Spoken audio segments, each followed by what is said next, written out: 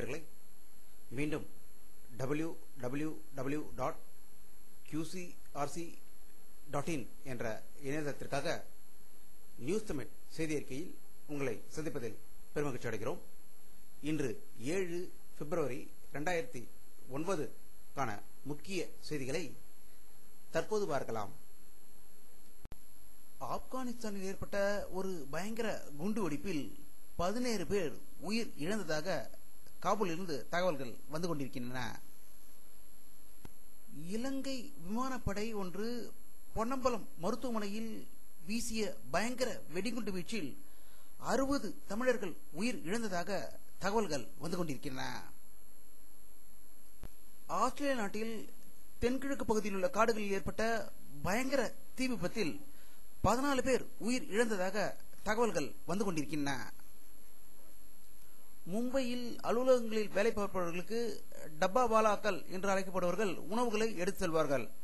அதே போன்ற ஒரு செயலை அமெரிக்காவில் தொடங்க இருப்பதாகவும், இதன் பேர் டிஃபன் மீல்ஸ் என்றும், இது பாஸ்டன், கேம்பிரிட்ஜ் போன்ற இடங்களில் நடைமுறைப்படுத்த இருப்பதாக அமெரிக்காவிலிருந்து தகவல்கள் வந்து கொண்டிருக்கின்றன.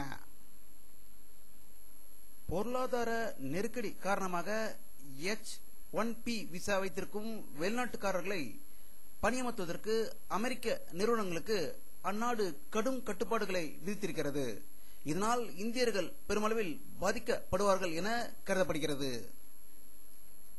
இலங்கையின் வடக்கே விடுதலை புலிகளுக்கு எதிரான ராணுவ தாக்குதல் தொடர்பில் சர்வதேச செஞ்சிலுவை சங்கம் பதற்றத்தை தூண்டியதாக இலங்கை அரசாங்கம் குற்றச்சாட்டியிருக்கிறது. தமிழ்நாட்டு மக்களிடம் அட்டை போல் ஒட்டி ரத்தத்தை குடித்துக் கொண்டிருக்கும் ஆரிய நாய்களுக்கு இல்லாத பாசம் அமெரிக்காவை சேர்ந்த பிரபல வக்கீல் ஒருவர் ஈழ தமிழர்களை கொல்வதை எதிர்த்து ஸ்ரீலங்கா ஆர்மி தலைவர் பொன்கோசோ, அமைச்சர் கோட்டபச்ச மீது அமெரிக்காவில் வழக்கு தொடர்ந்திருக்கிறார் என்றும், அதற்கான 1000 பக்கங்களை கொண்ட புத்தகத்தை நீதிபதியிடம் வழங்கியிருப்பதாக ஒரு நல்ல செய்தி வந்து கொண்டிருக்கிறது. பாகிஸ்தான் அணு விஞ்ஞானி திரு கான் அவர்களை விடுதலை செய்தது அமெரிக்காவுக்கு கவலை அளிப்பதாகவும், அவரை தொடர்ந்து கண்காணிப்பில் வைத்திருக்குமாறு அறிவுரை கூறியதாக தகவல்கள் வந்திருக்கின்றன. மும்பை தீவிரவாத தாக்குதலில் பங்களாதேஷுக்கு தொடர்பு இருப்பதாக கூறிய பாக்கை பங்களாதேஷ் அரசு பகிரங்கமாக எதிர்ப்பு தெரிவித்திருப்பதாக தகவல்கள் வந்து கொண்டிருக்கின்றன. காங்கிரஸ் கட்சியின் பிரதம வேட்பாளராக திரு மன்மோகன் சிங் தான் என்று அக்கட்சியின் தலைவர் சோனியா காந்தி அறிவித்திருப்பதாக டெல்லியில் இருந்து தகவல்கள் வந்து கொண்டிருக்கின்றன. பாகிஸ்தானில் 30 முதல் 50 வரை இன்னமும் பயங்கரவாத முகாம்கள் செயல்பட்டு வருவதாக ராணுவ தளபதி தீபக் கபூர் உறுதிபட தெரிவித்துள்ளதாக தகவல்கள் வெளிவந்து கொண்டிருக்கின்றன. மும்பை பயங்கரவாத தாக்குதல் தொடர்பாக விசாரணை முடிவுகள் குறித்து பாகிஸ்தானிடமிருந்து அதிகாரப்பூர்வமான எந்த தகவலும் வரவில்லை என இந்திய வெளியுறவு அமைச்சர் திரு பிரணாப் முகர்ஜி கொல்கத்தாவில் செய்தியாளர்களிடம் தெரிவித்ததாக தகவல்கள் வந்து கொண்டிருக்கின்றன.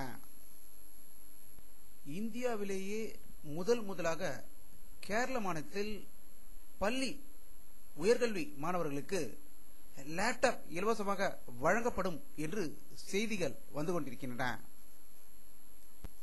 பெங்களூரில் கடந்த சில மாதங்களுக்கு முன்பு ஏற்பட்ட பயங்கர குண்டு வெடிப்பில் ஒருவர் உயிரிழந்தார். அதில் ஈடுபட்டவர்கள் என்று 9 முஸ்லிம் தீவிரவாதிகளை கைது செய்திருப்பதாக தகவல்கள் வந்து கொண்டிருக்கின்றன. பாரதிய ஜனதா கட்சி ஆட்சிக்கு வந்தால் அயோத்தி ராமன் கோயில் விவகாரத்தில் தீர்வு காண நடவடிக்கை மேற்கொள்ளப்படும் என அதன் தலைவர் ராஜ்நாத் சிங் கூறியதாக நாக்பூரிலிருந்து தகவல்கள் வந்து கொண்டிருக்கின்றன.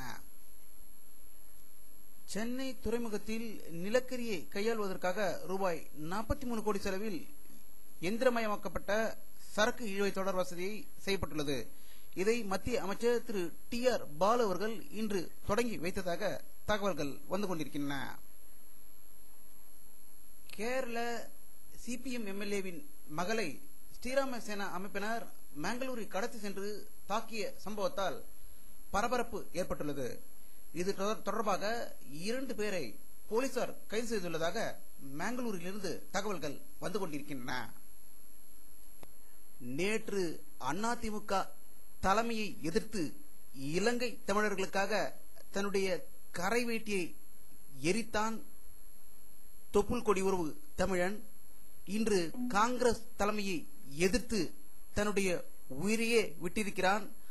மயிலாடுதுறை நாகை மாவட்ட சீர்காழியை சேர்ந்த காங்கிரஸ் பிரமுகர் ரவிச்சந்திரன் இலங்கை தமிழர்களுக்காக காங்கிரஸ் துரோகம் இழைப்பதாக கூறி இன்று காலையில் தீக்குளித்திருக்கிறார். உயிருக்கு ஆபத்தான நிலையில் மருத்துவமனையில் சேர்க்கப்பட்ட அவர் சிகிச்சை பலனின்றி இன்று மாலை உயிர் இழந்ததாகவும் அந்த தியாகிக்கு மயிலாடுதுறையே சென்று மலர் வளையம் வைத்துக் கொண்டிருப்பதாக தகவல்கள் வந்து கொண்டிருக்கின்றன.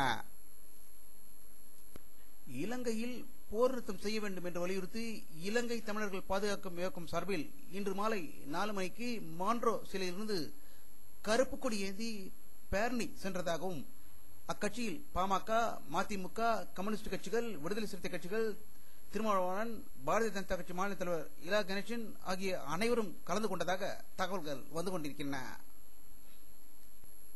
இலங்கை அரசுக்கு பல லட்சம் பவுண்டுகள் பெருமதிப்பு கொண்ட ராணுவ தளவாடங்களை விற்கும் ஒப்பந்தத்துக்கு பிரிட்டிஷ் அமைச்சர்கள் ஒப்புதல் அளித்துள்ளதாக அதிர்ச்சி தகவல்கள் வந்து கொண்டிருக்கின்றன. வீராணம் புகழ் கருணாநிதி அவர்கள் வீரவசனம் பேசாமல் வெள்ளத்தால் பாதிக்கப்பட்டுள்ள விவசாயிகளுக்கு அதிமுக ஆட்சியில் வழங்கியதை விட 3 மடங்கு அதிகமான பயிர் இழப்பீடுகள் வழங்க வேண்டும் என அதிமுக பொதுச் செயலாளர் செல்வி ஜெயலலிதா கோரிக்கை வைத்துள்ளதாக தகவல்கள் வந்து கொண்டிருக்கின்றன.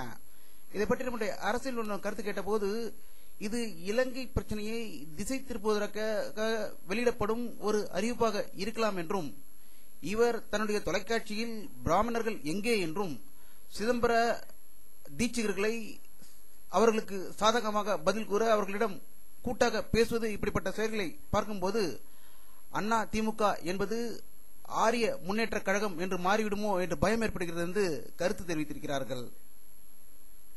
மதுரையில் உள்ள காங்கிரஸ் எம்பி சுதர்சன் நாச்சியப்பனின் அலுவலகத்தை சிலர் இன்று தாக்கி சேதப்படுத்தியதாக மதுரையிலிருந்து தகவல்கள் வந்து கொண்டிருக்கின்றன. உலக பொருளாதார வீழ்ச்சி, வேலை இழப்புகள் உலகமே தத்தளித்துக் கொண்டிருப்பதை நாம் பல நாட்களாக பார்த்துக் கொண்டு வருகிறோம். இன்று நாம் பார்க்க போகும் நாடு உலக பொருளாதார நெருக்கடி காரணமாக தென்னாப்பிரிக்கா பெரும் ஆபத்துக்களை எதிர்கொள்கிறது என அந்நாட்டின் அதிபர் கலோமா மட்லதோ கூறியுள்ளதாக அதிர்ச்சி தகவல்கள் வந்து கொண்டிருக்கின்றன. வானிலை அறிக்கை 7 பிப்ரவரி 2009 பிற்பகல் 4 மணியில் எடுக்கப்பட்ட சேட்டலைட் புகைப்படத்தை தற்போது பார்த்துக் கொண்டிருக்கிறீர்கள். தமிழகத்தில் மேகமூட்டம் எதுவும் தெரியவில்லை, சுத்தமாக இருப்பதை இந்த படத்தில் காணலாம். இத்துடன் இந்த செய்தி அறிக்கை நிறைவடைகிறது. மீண்டும் நியூஸ் தமிழ் செய்தி அறிக்கையில் உங்களை சந்திக்கும் வரை உங்களிடமிருந்து விடைபெறுவது உங்கள் கே பாலாஜி. நன்றி.